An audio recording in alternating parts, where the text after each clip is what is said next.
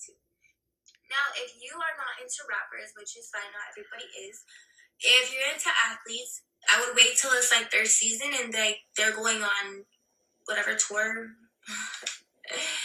Wait till they're in season and they're coming to your state to play your city's team. Like, for instance, if the Suns are playing the Nuggets, I will message them like 3 days prior to the game because they always come the day before the game. And the day before the game they are so bored. They come in the morning and they're here all day and there's nothing to do. So that's when you should be on it. Message them 3 days prior to when they come and then they'll see your DM and then you guys will link. Doesn't matter who you want. But with basketball teams, it's very, very, very important to know that they all talk. They all talk. I've blown so many chances because I've DM'd 3 to 4 people at a time. There was even like a one time where I DM'd like the whole team and like they all blocked me. It was the Warriors. I'm blocked by everybody. So yeah, just be mindful of that they talk. And unlike the football players, they don't like to share. So be mindful of that. DM maybe 1 or 2 of them. And whoever replies first, when they reply, hurry up and go to your DM and unsend that message before the other person sees and he sends it in their little group chat and sees who else has hit them up. Because they do it. Believe me, I've seen it and it's happened to me. So now with football, there's like 52 players and they all share the same hotel room. So it's even harder for you to get a football player because they do share rooms, but there's still hope. So when you message the football players, they also come the day before that too, and they're always bored too. But there's more people, so obviously there's more options. And how I like to see if there's like a football player that I like is I go to the team that's coming. I go to the team's page, and then I'll go to like the tagged photos that they have of their players, and I'll see who I like. And then that's how I divide it up. With the football players, I'll message like 4 or 5 that I like. And then between that, someone always replies, and then that's how I get them. Usually, they will book you guys a hotel that's by the hotel that they pick. And make sure you're off that day or you're just not doing anything because they are in curfew. They usually have to be back at the hotel by 10 p.m. So make sure you're free that day because they're on curfew. Sometimes they will invite you back to their hotel, but like I said, that they have a friend. So if you have a friend that you don't mind doing things with in front of, then bring them back to the hotel. Now, if you want actors, I would only say actors will fly you out most likely.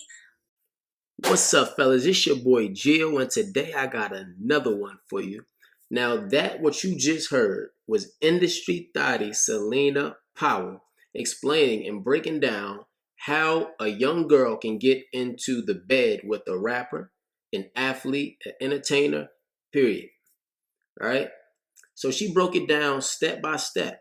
She broke down various details. So this is a PSA to all of my athletes. You guys need to stay sharp when you're dealing with women. Period. You gotta have a feel for her intentions, right? Now, what Selena broke down in particular was her goal for the girls was to get them to sleep with an athlete or entertainer, right? So what she broke down was how to present their Instagram.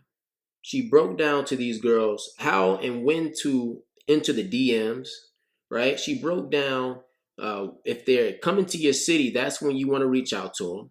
This is how their hotel setup is. This is how it is when you're dealing with basketball players opposed to NFL players. This is how it is when you're dealing with rappers. So she broke it down in precise detail. And you see that precise detail is so troubling because what if her goal is not just to have sex with you? What if her goal and her aim is to set you up, right? We know that robberies have happened before because women set men up, right? So it's a lot to keep in mind. I mean, and of course, if a woman is willing to sleep with you, she knows who you are. I'm sure she'd be open to the condom bust and having a child with you, right? And then that's another situation that you don't want to have to deal with. Now, the thing about what Selena Powell is teaching is it goes hand in hand with the PJ Washington situation, right? I think you guys might have heard, and if you haven't, PJ Washington is an NBA basketball player who knocked up Brittany Renner, had a child with her, and within the first month of that child being born, she cut ties with PJ Washington, pretty much letting her intentions be known. And he even said it himself, tweeting out, "You faked it all along," right? So he was deceived by a woman who dealt with him for about a year or so. Once she had his child, she was deuces. She was out. That's all she needed. Now she's secure for the next 18 years, right? And the thing is, you can't feel sorry for PJ Washington, right? You can't feel sorry because this is a woman in Brittany Renner who's written a book about her previous experiences with multiple guys. She's written a book on letting you know that she's been on a few voyages, right? So it's you can't feel sorry for PJ Washington, but at the same time, you can tell he's a young man who had no idea and no understanding of female nature, you know. And Brittany, she had her eyes set on this man since he was in college, right? She was probably around 27 around the time. So she was pretty, I mean, as of today, she's 29, but she was pretty mature. You know, for his young mind, she was able to manipulate him and get exactly what she wanted out of the relationship, right?